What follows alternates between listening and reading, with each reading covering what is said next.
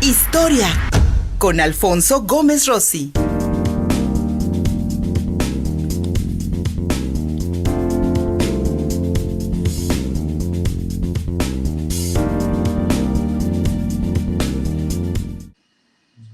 Damos la bienvenida al doctor Alfonso Gómez Rossi cada lunes aquí ofreciéndonos su revisión histórica. Hoy para hablar de un personaje, mi querido Fofi, que sin duda alguna es un elemento, es un referente en la cultura LGBTIQ, por lo menos de esta parte del mundo del occidente, porque la reina Cristina de Suecia, allá a mediados de los 1600, pues abdicó y se hablaba mucho de la preferencia sexual de la reina Cristina por encima, pues, de la heteronorma que en aquellos años debió ser más rígida y sobre todo más, vaya, pues, con muchos más elementos para que la gente la cumpliera a fuerza. Mi querido Alfonso Gómez Rossi, bienvenido. La abdicación de la reina Cristina de Suecia. Buenos días. Mu- Muchas gracias, Luis Fernando. Pues sí, ahorita que es el mes del orgullo gay, es interesante hablar de estas figuras históricas, ¿no? Y Cristina de Suecia es un ícono del movimiento lésbico, como una mujer poco convencional en su época que va a romper los estándares, ¿no? Un poco de su biografía. Nace el 6 de diciembre de 1624, el día de San Nicolás, aunque hay otras fechas que vamos a encontrar de ella. Nace y desde el principio causa un poco de problema su identidad porque nació cubierta de pelo. Lo único que tenía libre era los ojos y las palmas de las manos. Cuando nace, tenían la esperanza de que fuera un hombre, porque la reina, María Leonor de Brandenburgo, había tenido ya otros dos hijos que se habían malogrado. Entonces, cuando nació y gritaba tan fuerte y estaba cubierta de vello, que asumían que había sido niño. Para su gran sorpresa, fue que la tía Cristina se da cuenta que no era un niño, sino que era una niña, y se lo lleva a su padre Gustavo Adolfo y le enseña los genitales sin decirle nada.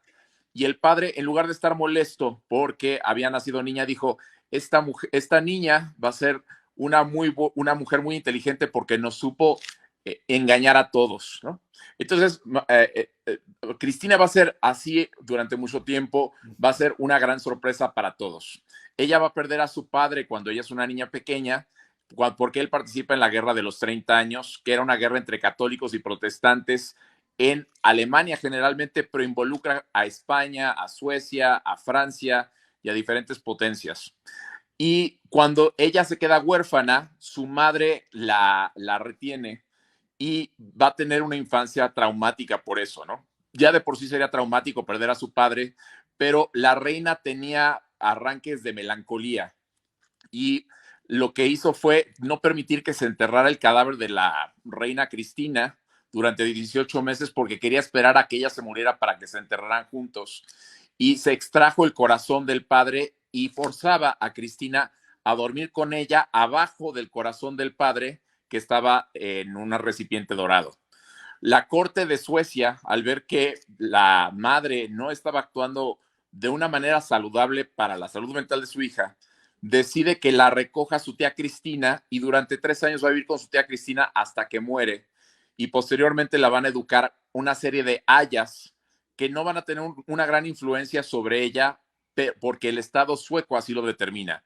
No querían que hubiera una familia más poderosa que controlara a Cristina. Entonces, estas hayas van a cuidarla, pero no va a haber una gran emoción por parte de ellas. Ahora, algo que sí llama la atención de estas hayas es que Cristina las va a ver menos y las va a definir como mujeres y ella siempre se va a definir a sí misma como un hombre. Va a empezar a gobernar Suecia a partir de los 18 años, pero va a entrar en una serie de crisis económicas el reino por su mala administración, pero su mala administración se debía precisamente a que era una mujer sumamente inteligente que le gustaba la buena vida. Ella va a invitar a René Descartes a la corte de Estocolmo para que organice una sociedad de conocimiento y René Descartes, cuando se conoce no tiene una buena relación, va a fallecer en Suecia precisamente por la invitación de la reina Cristina. Y va a ser una mujer que no se va a quedar con lo que le enseñaron sus tutores, sino que va a cuestionar todo esto. Y algo muy interesante para la comunidad LGBT es precisamente sus tendencias lésbicas. Ahora, hoy en día no definiríamos a Cristina como lesbiana precisamente, sino que la definiríamos como alguien que era bisexual, porque tuvo relaciones con mujeres y con hombres.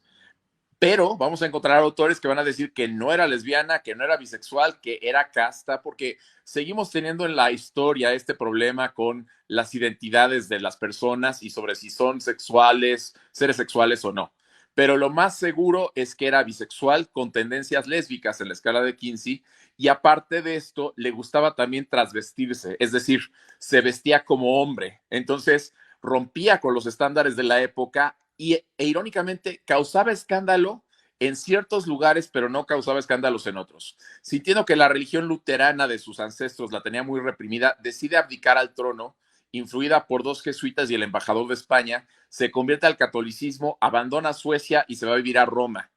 Y en Roma va a ser parte de la corte papal, una distinción que la va a hacer una de las 3 mujeres que están enterradas en el Vaticano, ¿no? Solamente hay 3, ella es una de ellas.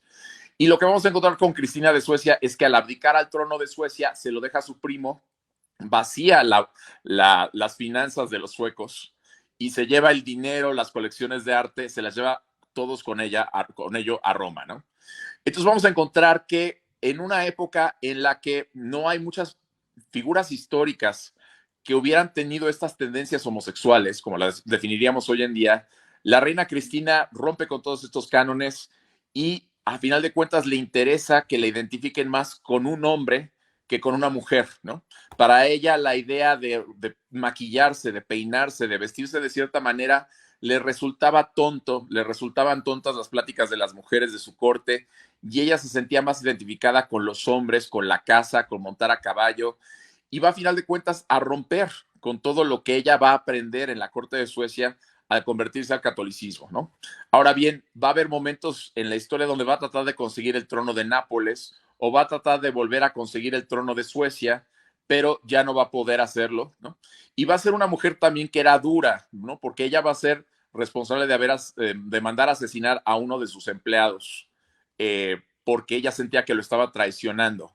Pero en general nos resulta muy interesante que esta mujer, en una época en la que Juan de Palafox y Mendoza gobernaba Puebla, rompía con estos estándares de género, de lo que se esperaba de la reina, de lo que se esperaba de una luterana, de lo que se esperaba de una mujer, ¿no? Porque también ella se rehúsa a casarse y a tener hijos. Entonces, es un momento interesante para reflexionar sobre esto. Tenemos que hacer una acotación, porque ahorita dentro del movimiento LGBTQ hay una idea de que no podemos ir al pasado y definir a personas como homosexuales, porque la homosexualidad es un término clínico que surge a partir de 1870, ¿no? Entonces, hay historiadores que dicen, bueno, el ser gay o el ser lesbiana siempre fue similar en el pasado, ¿no? Y hay historiadores que dicen, no, antes de 1870 no existía la homosexualidad como tal, porque es un término clínico que define a una conducta, ¿no?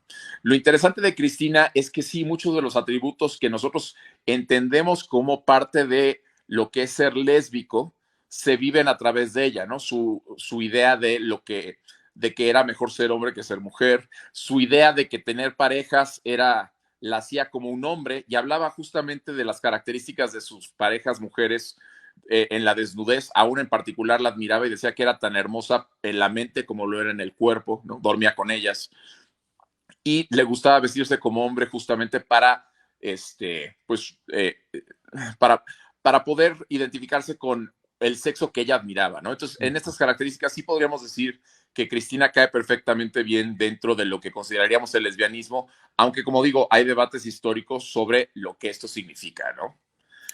Sin duda alguna, mi querido Alfonso Gómez Rossi, porque a final de cuentas la sexualidad en el siglo XVII, sin duda alguna tenía otras connotaciones muy distintas a las que podemos ver en el siglo XXI, especialmente cuando la gente se identificaba o se autodefinía. No había estos conceptos, no había estos preceptos, seguramente dominaban muchos conceptos de tipo religioso. Esto debió haber sido visto como sodomía en algún momento. Exacto, Pero así era la definición sodomía, ¿no? Sí. exactamente, pero sin duda alguna la figura de la reina Cristina de Suecia nos puede hablar de lo que siempre ha existido en el ser humano y especialmente en el género femenino, la gana, la posibilidad, la capacidad de poder ejercer cualquier tipo de tarea que se te presente, si tienes las capacidades, ya seas hombre o seas mujer. en el siglo XVII, sin duda alguna, especialmente siendo una monarca, siendo la reina de un país, pues estaba muy definido, muy encuadrado cuál sería tu papel y tu forma de vestirte y tu forma de comportarte. Y en ese sentido, mi querido Alfonso Gómez Rossi, yo creo que también podría ser un ejemplo para las mujeres de hoy en día, que todavía, pues a lo mejor tendrán preceptos sociales que las encasillan, que les impiden, pues, buscarse en otros ámbitos, encontrarse en otros aspectos de la vida, más allá de la maternidad, la familia, el matrimonio, que pues sigue pesando mucho en el comportamiento femenino actualmente. Exactamente. Y podemos ver a Cristina como un buen ejemplo de una mujer política, ¿no? Que ahorita tenemos muchas mujeres políticas que lo que tratan de hacer mucho a veces es copiar el estilo masculino, ¿no? Es Entonces, cierto. Cristina podría ser un ejemplo de este tipo de mujer política que ve en la masculinidad el ideal del ser político, cuando en realidad se pueden romper también con estos estereotipos, ¿no? Exactamente, eso es cierto, lo seguimos viendo todavía en, por ejemplo, muchísimas candidatas o políticas aquí en Puebla y en el país que siguen manteniendo, que toman esta postura masculina ya cuando tienen poder, muy al estilo de los machos y que lamentablemente pues hay una discordancia entre lo que se esperaría también de un proyecto femenino con otro tipo de visión, más allá de este patriarcado que ha dominado los gobiernos del mundo occidental. Mi querido Alfonso Gómez Rossi, nos podríamos pasar aquí muchísimo tiempo platicando, amigo, pero para quienes hoy te pudieron escuchar, te quieran encontrar por redes, ¿cuál es la vía? Twitter, @Fofi5. Te mando un abrazo, mi querido Fofi. Hoy en la noche nos Igualmente. vemos, ¿no? Hoy en la noche Sí, nos en la vamos noche a nos ver. vemos. Vas a darnos una plática muy interesante.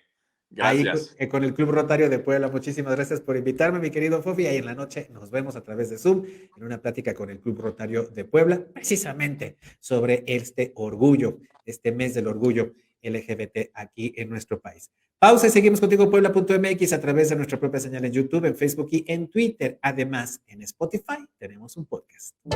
Síguenos en Facebook y en Twitter. Estamos contigo, Puebla.